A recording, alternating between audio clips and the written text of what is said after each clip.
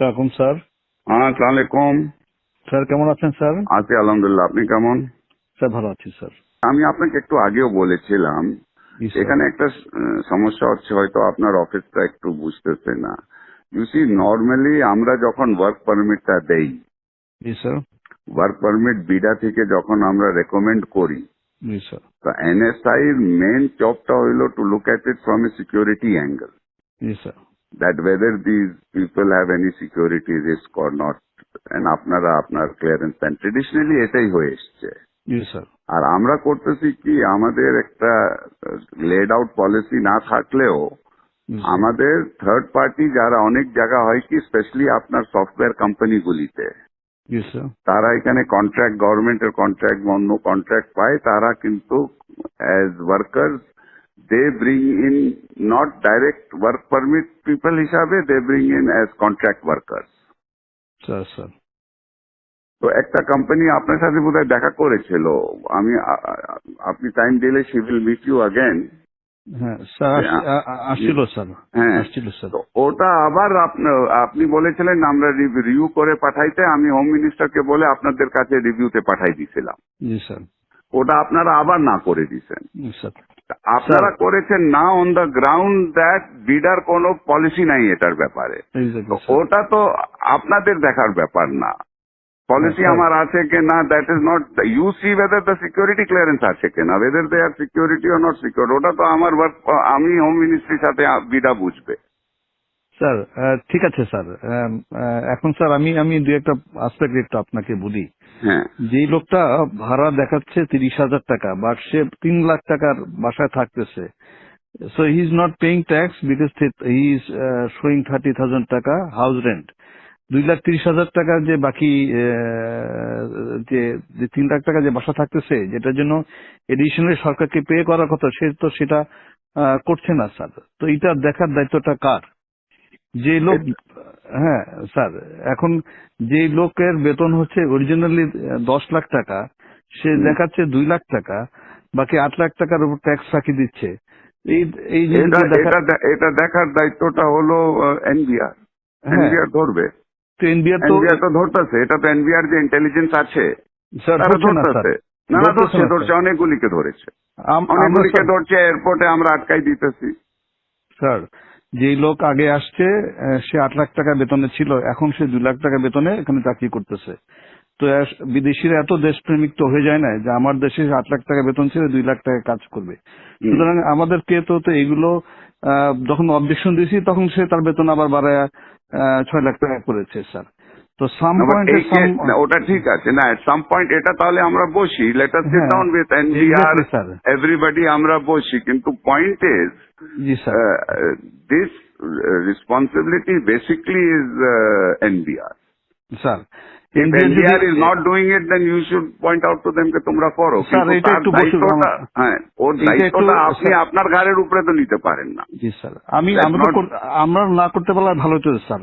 হ্যাঁ, তবে এই এই প্রসেসে আমরা সরকারের রেভিনিউ আর্নে বড় একটা অংশ রেখেছি। না এটা ঠিক আছে, এটা হ্যাঁ, এটা স্যার। আমরা এটা একটা তাহলে মিটিং করি, আমরা স্যার, বিনা এটা- এটা- NBR এটা- আপনারা এটা- মিটিং করি, কিন্তু এই কেসে তো this is not the case.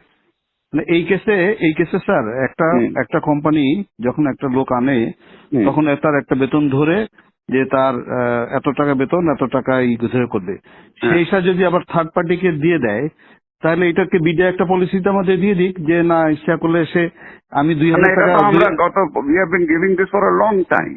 হ্যাঁ আমি আপনি তো 2,000, আমাকে সিকিউরিটি ক্লিয়ারেন্স দিবেন জুবের। স্যার।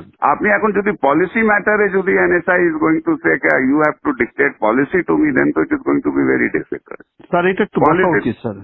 তাহলে আমরা স্যার আমরা সিকিউরিটি ক্লিয়ারেন্সটা তাকে, সে যে বিদেশ থেকে যখন আসবে, তাকে সিকিউরিটি ক্লিয়ারেন্সটা তাহলে আমরা না দিই, আমাদের কাছে না নিল, আমাদের কাজটা খুব কমে গেল স্যার। আমরা কাজ না, হোয়াট ইজ আপনার এখন যে হোয়াট ইজ ইয়োর টিওআর, আপনার থেকে যে সিকিউরিটি ক্লিয়ারেন্সের জন্য আসে, হ্যাঁ এতদিন তো এটা তো অনেক দিন থেকে করে আসতেছে, জি, হোয়াট স্যার। ইজ ইয়োর আপনার টার্মস অফ রেফারেন্সটা কি? আমরা এটার ভিতর দেখি যে সে সরকারের মানে প্রথম কথা হচ্ছে যে সিকিউরিটি পার্সপেক্ট থেকে তার এমনি তার কোনো নিরাপত্তা হুমকি না। 2 নম্বর হচ্ছে যে কোনো ব্ল্যাক লিস্টে আছে কিনা। জি স্যার। 2 নম্বর হচ্ছে ইকোনমিক সিকিউরিটি পার্সপেক্টিভে সে সরকারের ফাঁকি টাকি দিয়ে কোনো জায়গা থেকে সরকারের ক্ষতি করছে কিনা এটাও আমরা দেখি স্যার। এখন আমরা যদি বলে সরকার যদি বলে না এটা দেখার দরকার নেই, আমরা ক্লিয়ারেন্স করতেও রাজি নেই স্যার, আমাদেরকে অনেক ইম্পর্টেন্ট কাজ আছে। কিন্তু যখন একটা লোক ফাঁকি দিয়ে যার বেতন 10 লাখ টাকা, সে 2 লাখ টাকা বেতন দেখায় বিদায়ের সাথে হাত মিলায়া সে যখন সরকারকে ফাঁকি দিচ্ছে, তখন কেউ না কেউ তো দায়িত্বটা নিতে হবে স্যার। না না, বাট এটা তো আপনার ঠিক আছে, আমি দেখি, আমি প্রিন্সিপাল সেক্রেটারির সাথে কথা বলি। জি স্যার। আমার যতদূর মনে হয় দিস ইজ নট, এতদিন তো ছিল না, এটা তো নতুন, আপনি ডিজি হয়ে এই প্রবলেমটা আসছে, এর আগে তো কোনোদিন হয়নি। আমি 2009 সাল থেকে এই প্রতিষ্ঠানে আছি। I work as director external, এবং যারা এরকম ট্যাক্সের ফাঁকি দিচ্ছে এই বিষয়গুলো সবগুলো আমরা এইভাবে করে ধরেছি, এবং আমরা যখন অবজেকশন দিয়েছি ওরা আবার বেতন বাড়ায়, যেটা লিগ্যাল যে পায়, যে বাড়ি ভাড়া যা 3 লাখ টাকা দিয়ে করতেছে সে তখন 3 লাখ টাকা বাড়ে ওটার উপর সরকারকে ট্যাক্স দিয়েছে স্যার। চিটাগাং পোর্ট দিয়ে স্যার হাজার হাজার গাড়ি আসে, ওগুলো আটকাই ওরা ট্যাক্স দেয়। So I am adding value tax to the government. Although এখন বলবেন যে না এটা তো রেসপন্সিবিলিটি নয় স্যার, এটা যদি সরকার বলে দেয় যে না এগুলো করার দরকার নেই, আমরা কিছু করবো না স্যার, আমাদের কাছে ক্লিয়ারেন্স না পাঠাইলেও তো হবে না স্যার। কিন্তু বিডা আমাদেরকে বলতে হবে যে তারা যদি জাস্টিফাই করে যে একটা লোক বিডা যদি কম্প্রোমাইজ না হয় আমাদের তো কোনো অসুবিধা নাই স্যার। আমাদেরকে একটু ক্লিয়ারলি বলে দিক স্যার যে একজনের জন্য নিয়ে এসে একজনকে দিতে পারবে, বা 2-3 হাত ঘুরে এসে লোক কাজ করতে পারবে, আমাদের কোনো অসুবিধা নাই স্যার। একটা মিটিং হলে ভালো হয় স্যার, আমাদের জন্য সুবিধা হয় স্যার। আচ্ছা ঠিক আছে, আমি দেখি, আমি একটা মিটিং এর ব্যবস্থা করি, আমি প্রিন্সিপাল সেক্রেটারির সাথে কথা বলি। জি স্যার। এটা একটা we need to get A clear guidance on this. এবং আমি স্যার 12 বছর এই পজিশনে চাকরি করতেছি, এবং এইভাবে আমরা কিন্তু ক্লিয়ারেন্স মানে যেগুলোতে কম হয় না আমি অবজেকশন দিয়ে আসতেছি কিন্তু। এবং এই এই এই এই প্রতিষ্ঠানটা একটু ম্যানিপুলেশন বেশি চেষ্টা করতেছে, এবং বাট আমরা এরকম কেস খুব রেয়ার পেয়েছি যারা একজনের জন্য নিয়ে এসে, আমি নিয়ে আসলাম একজনকে বিদেশ থেকে, এসে আবার আর এক কোম্পানিকে দিলাম, এই কেস প্রথম আমরা পেয়েছি। বিডা আমাদেরকে বলে দিক যে এইটাতে কোনো অসুবিধা নাই, আমরা সদস্য দিয়ে দেবো, বিডাও ক্লিয়ারলি বলে না স্যার। আচ্ছা ঠিক আছে, আমি দেখি।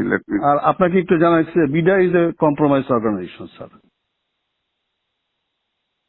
মানে ন্যাশনাল ইন্টারেস্টে তারা শুনেন, আপনার NBR is also compromised organization. Exactly sir, exactly. আপনার civil aviation is a compromised organisation.